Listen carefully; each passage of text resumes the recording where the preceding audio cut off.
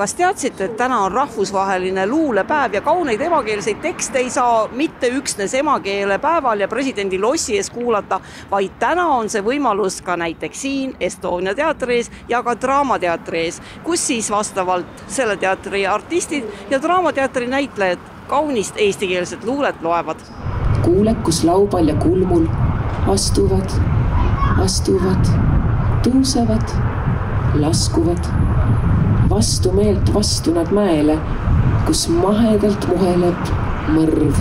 No selleks, et inimesi innustada luulet lugema, luulet ise kirjutama ja avaldama, et siis mõtlesime, et võiks olla selline tore päev, kus me linnarahvaga koos loeme luulet. Ja meil on näiteks luulenäitus on siin raamatukogu bussis, et siit saab kas näiteks mulle lugeda, siis saab väikse magusa ampsu ka, kui keegi mulle luulet loeb.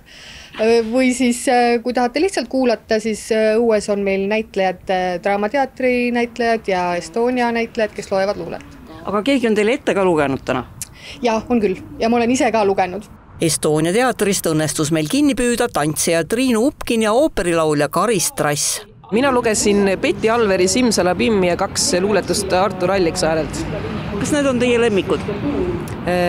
Jah, see mainitud Simsalabim ja Artur Alliksaare Nukuhukk on tõesti minu sellised juba väga ammused lemmikud. Inimesed ilmselt ei näe sellist sidet võib-olla balletitantsija ja kauni lüürika vahel, aga see on täitsa vale arusaamine, see nii ei ole. Selles mõttes tegelikult balleti selline kujundlikkus on väga sarnane sellele, mida me näeme ka luuletustes tegelikult.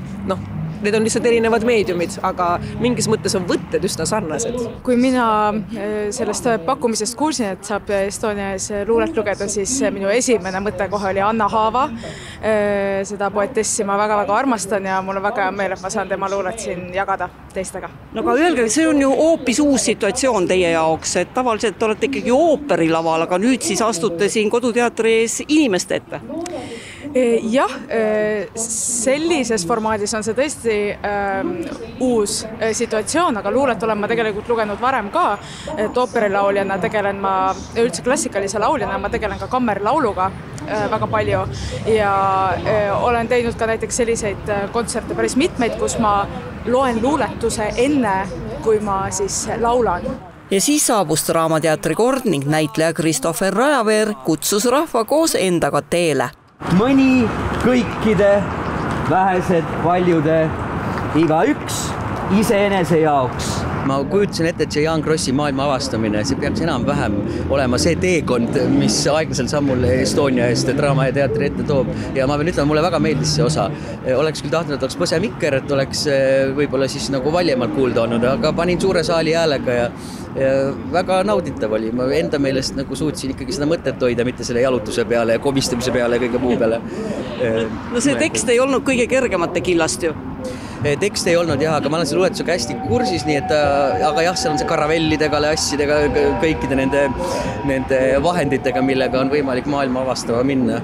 Ma sellepärast valisingi, et kui ma kuulsin, et mina olen see, kes peab selle rühma sealt Estonia eest Draamateatri ette vedama, et siis Jaan Krossis me kõik läheme teele ja kõik jõuame mingil määral pärale. Sobis nagu hästi. Minul on täna plaanis lugeda oma luulet raamatust, mille ma andsin oma 50. juubeliks välja ja selle aja ning ma luuletasin ka ja siis kui sain 50, siis lõpetasin luuletamise, nüüd käin raamat käes ja loen neid lugusid. No aga miks nii? Miks siis peale 50. eluaastat ühtegi luuletust tulnud ei ole? No sellist tunnet ei tulnud peale, et peaks haarama liiatsi. Ju siis kõik oli äkki paigas. Aga sellise tundeluule ja armastusluule, see läks sahtisse ja lõpuks vormus niimoodi ja minust on päris tore praegu lugeda tagantjärgi pilguga. Luule on ju tore, luulet on tore lugeda ja kirjutada ka kindlasti. Noored ju palju siin kirjutavad ja see arendab enda mõtlemist ja kena on lugeda ka neid.